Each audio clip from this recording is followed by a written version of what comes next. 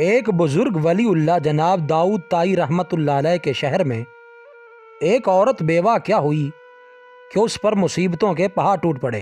بچوں کا ساتھ اور کل جمع پونجی بس 3 درہم۔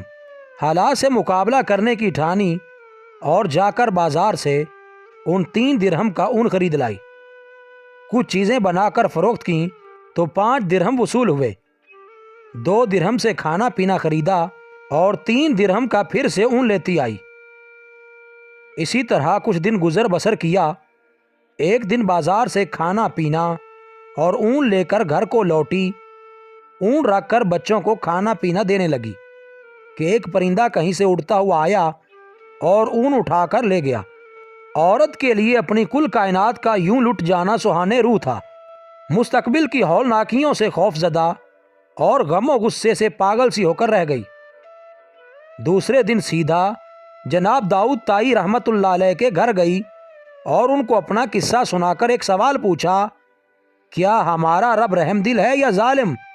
جناب داؤد طائی عورت کی درد بھری کہانی سن کر پریشانی کے عالم میں ابھی اسے تسلی دے رہے تھے کہ اتنے میں دروازے پر دستک ہوئی۔ جا کر دیکھا تو 10 اجنبی اشخاص کو کھڑے ہوئے پایا۔ ان سے آمد کا مقصد اور ماجرا پوچھا تو انہوں نے کہا، حضرت ہم سمندر میں سفر کر رہے تھے کہ ہماری کشتی میں ایک سوراخ ہو گیا۔ پانی اس تیزی سے بھر رہا تھا کہ ہمیں ہماری موت صاف نظر آ گئی۔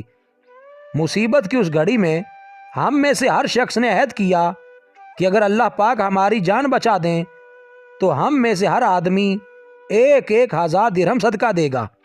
ابھی ہم یہ دعا کر ہی رہے تھے کہ ایک پرندے نے کہیں سے ہماری کشتی میں اون کا ایک گولا لا کر پھینک دیا، جسے ہم نے فوراً سوراخ میں پھنسایا، کشتی کو پانی سے خالی کیا اور سیدھا یہاں نزدیک ترین ساحل پر آ پہنچے۔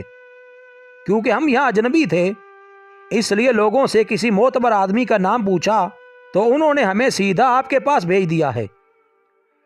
یہ لیں 10,000 درہم اور ہماری طرف سے مستحقین کو ڈھونڈ کر دے دیجئے۔ داؤد طائی رحمۃ اللہ علیہ اللہ رب العزت کی اس حکمت پر حیران و پریشان ہوتے ہوئے 10,000 درہم لے کر سیدھا اندر اس عورت کے پاس گئے۔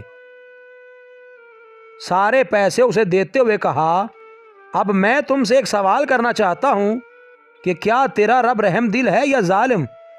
بیوہ عورت داؤد طائی رحمۃ اللہ علیہ چہرے کو تکتی رہ گئی۔ اس کی آنکھوں سے آنسو جاری تھے، گویا اس کے جسم کا ہر حصہ، ہر بال رب کے شکر میں ڈوبا جا رہا تھا۔ اللہ کی تدبیریں ہماری سوچ سے کہیں بہتر ہیں۔